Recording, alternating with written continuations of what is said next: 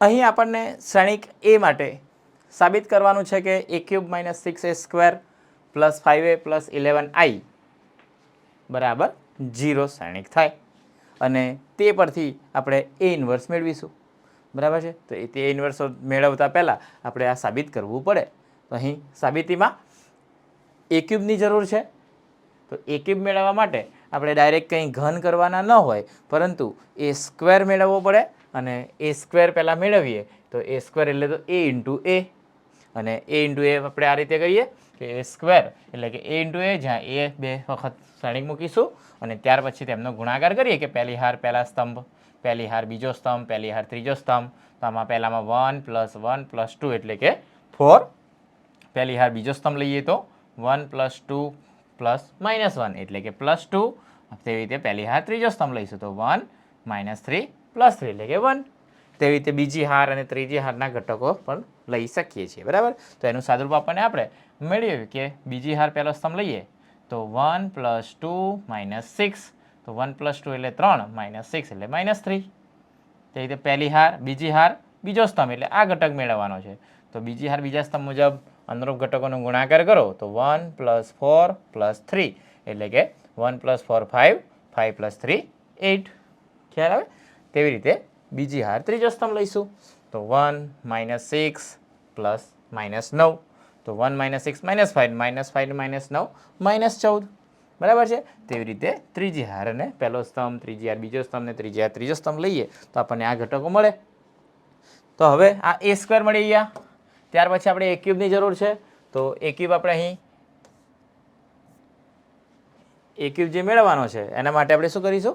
a square into a square into a કરો તો a cube મળે ને. તો a સ્ક્વેર આ પદ અને આ a જે રકમ છે તે. તો આમ તેમનો ગુણાકાર આપણે કરી શકીએ. જો ગુણાકાર કરીએ તો પહેલી હાર પહેલો સ્તંભ, પહેલી હાર બીજો, જેમ અહીં આપણે a સ્ક્વેર મેળવ્યો તેવી રીતે a ક્યુબ આપણને અહીં મળશે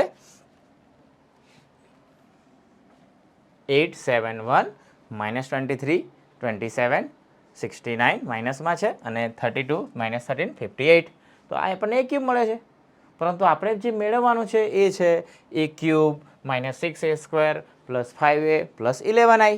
તો a ક્યુબ આપણે મેળવ્યો. એની પહેલાં આગળના પેજ પર આપણે જોયું કે a સ્ક્વેર પણ મેળવ્યો હતો. એ તો આપણે રકમમાં આપેલો છે અને i એ તો એકમ શ્રેણિક છે. 3x3 કક્ષાનો લઈશું કારણ કે એ પણ 3x3 કક્ષા છે. તો સરવાળો કે બાદબાકી સમાન કક્ષા હોય તો જ કરી શકીએ. એટલે એકમ શ્રેણી પણ 3x3 કક્ષાનો લઈશું. 1 0 0 0 1 0 અને 0 0 1 જેના ઘટકો છે. બરાબર છે. તો a ક્યુબ, ત્યાર પછી -6a² અને 5a એટલે રકમમાં આપેલો છે અને 11i. તો આમ આપણે બીજાની અંદર -6 અંદર ગુણી શકીએ છીએ, +6 પણ ગુણી શકાય. જો અંદર -6 ગુણીએ તો -24 -12 -2 પરંતુ -6, પરંતુ અહીં વચ્ચે આપણે -6 અંદર ગુણીએ તો વચ્ચે પ્લસ લખવા પડે અને +6 ગુણીએ તો માઇનસ આગળ લખવા પડે.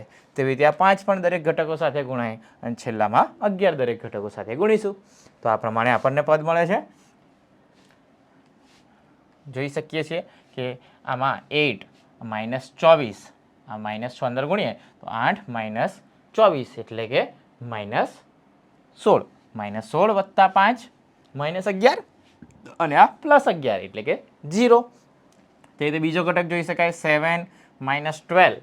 7 - 12 કરીએ એટલે આપણને -5 મળે અને આ +5. 0 વત્તા 0 એટલે કે 0. બરાબર. એટલે એ સ્ટેપ આપણે અહીં લખવું હોય તો આ રીતે લખી શકીએ છીએ કે પહેલામાં 8 7 1 -23 27 -69 32 -13 58. ત્યાર પછી બીજામાં -6 અંદર ગુણી કાઢીએ તો આગળ વચ્ચે પ્લસ લખીશું. બરાબર છે. તો આમ -24 -12 -6 -+18 -48. આમ 14 × 84 છે એટલે +84. 42 આપણને માઇનસમાં મળશે. તેવી રીતે -+18 અને 14 છે તો 84.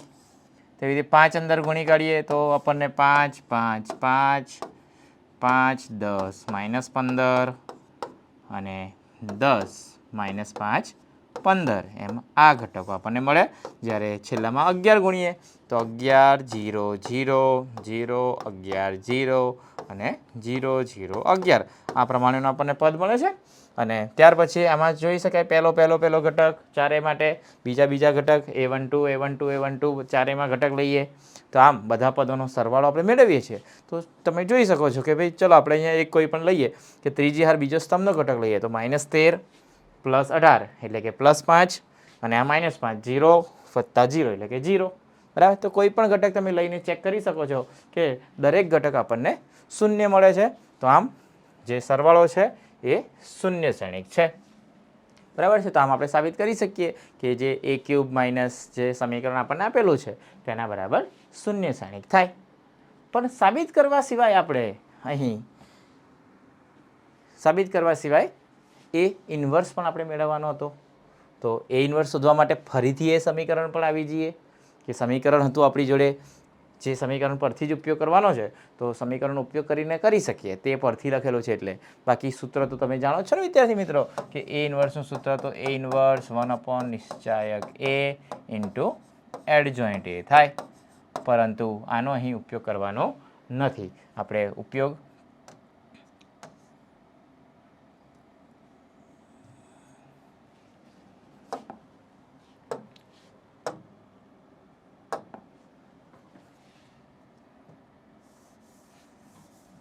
સમીકરણનો ઉપયોગ કરીને જ એ ઇન્વર્સ શોધવાનો છે. આ સૂત્રનો ઉપયોગ કરીશું નહીં. એટલે કે a³ - 6a² + 5a + 11 બરાબર 11i બરાબર શૂન્ય શ્રેણિક. આનો ઉપયોગ કરવો હોય તો એમાં એ ઇન્વર્સ મેળવવા માટે આપણે શું કરવું પડે? બંને બાજુ એ ઇન્વર્સ ગુણી કાઢીએ. તો બંને બાજુ એ ઇન્વર્સ ગુણો એટલે a³ * a inverse, 6a² * a inverse, 5a * a inverse, 11i * a inverse બરાબર 0 * a ઇન્વર્સ બરાબર 0 શ્રેણિક છે * a ઇન્વર્સ. હવે આપણે એ ઇન્વર્સ મેળવવું હોય તો અહીં આપણે જાણીએ છીએ કે આમાંથી એક ઘાત કેન્સલ એટલે આની જગ્યાએ આપણે લખી શકીએ a². બીજા પદમાં a² * a ઇન્વર્સ એટલે કે એક ઘાત કેન્સલ થશે, બેમાંથી એક જાય તો 1 એટલે કે 6a. તેવી રીતે આપણે જાણીએ છીએ a * a ઇન્વર્સ જે છે તે આપણે a * a ઇન્વર્સ i મળે તો આ 5i લખાશે અને a ઇન્વર્સ સાથે એકમ શ્રેણિકનો ગુણાકાર કરો તો a ઇન્વર્સ પોતે મળે. તો આમ 11 a ઇન્વર્સને આપણે કરતા બનાવીશું. 11 a ઇન્વર્સ મળે તેને કરતા બનાવીશું અને 0 a ઇન્વર્સ તો 0 જ છે તો આને કરતા બનાવો તો બાકીના બધા 3 પદો જેને આપણે જમણી બાજુ લઈ જવાના છે. તો આ 3 પદોને જમણી બાજુ લઈ લઈએ તો 11 a ઇન્વર્સ બરાબર આપણને અહીં મળશે 11 a ઇન્વર્સ બરાબર 6a માઇનસ છે જમણી બાજુ લાવો તો +a² માઇનસ અને આ 5i જે જમણી બાજુમાં -5i. ખ્યાલ આવે? ઓકે. હવે એ આપણી જોડે છે, a² પણ આપણે મેળવ્યો છે આગળના પેજ પર જોયું તમે અને એકમ શ્રેણિક i પણ જાણો છો. હા 5 * i છે હે ને. તો i એટલે એકમ શ્રેણિક. તો આમ ત્રણેયની બાદબાકી કરીશું તો 11 a ઇન્વર્સ બરાબર 6 * a - a² - 5i બરાબર છે. અને આમ ત્રણેય પદોનો આ સાદુરૂપ આપીએ તો 6 અંદર ગુણો તો 6 - 4 એટલે 2 - 5 2માંથી 5 જાય તો -3. તો આમ પહેલો ઘટક -3 મળે તેમ આ પહેલાં સાદુરૂપ આપીએ એટલે -3 મળશે.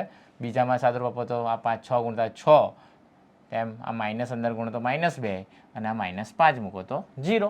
-5 ગુણી કાઢે તો 0 મળે. તો આમ 6 - 2 4 4 + 0 4 બરાબર છે. તો આમ સાદુરૂપ આપણને અહીં કંઈક મળે છે -3 4 5 9 - 1 -4 5 - 3 અને -1.